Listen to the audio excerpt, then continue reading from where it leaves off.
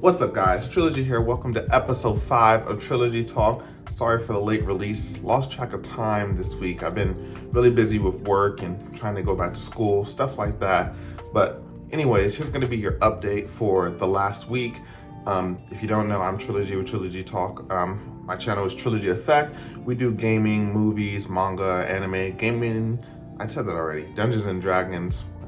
Video gaming, and then other gaming, all kinds of gaming. So we're big gamers here.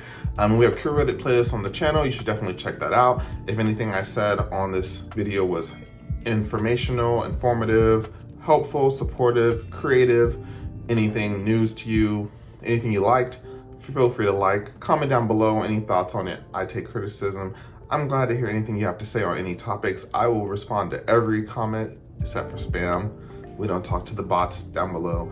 But as far as that goes, if you want to also help out the channel, subscribing helps a lot. Also have a Patreon. I don't do sponsorships or ads on my channel besides what YouTube does. But besides that, I would really appreciate it if you did anything on this channel. Still growing, and I appreciate any feedback. With that said, let's jump into episode 5 of Trilogy Talk.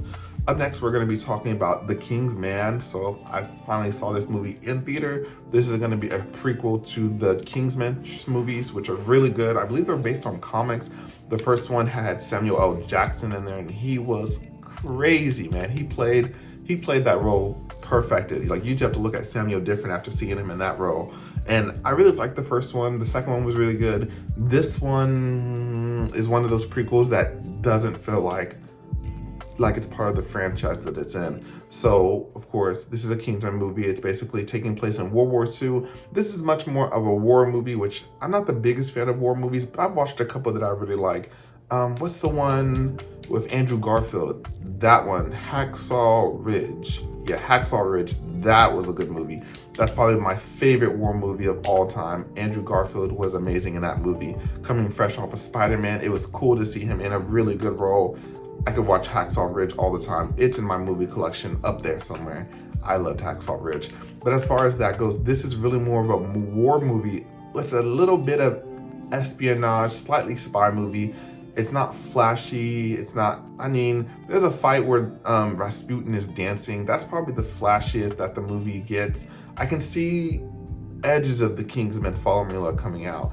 But this movie is really realistic. There's a major plot twist with one of the characters that I did not expect, but I could respect it. I'm like, okay, this is just telling us about the futility of war and how lives don't matter and everyone is just a body and blah, blah, blah, blah, blah, blah, blah. It's a machine training around and the lives of the soldiers on the ground are insignificant in the grand scheme of things. I can respect that.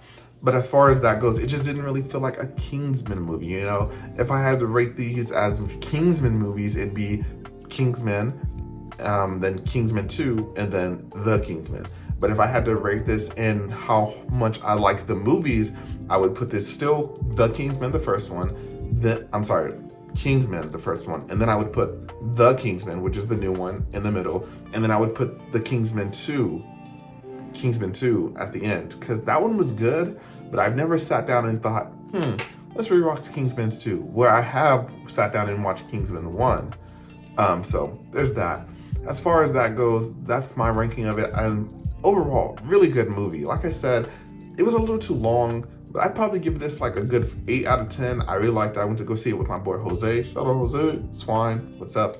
But as far as that goes, I'd probably give it like an 8 out of 10. And the way it ended, it does set it up to be another movie coming up as far as that goes. So like they're going to do, this one was World War I. They're setting it up to do another one in World War II. And I hope they get a little more, I understand it's war, people are dying. That's depressing. And I understand that.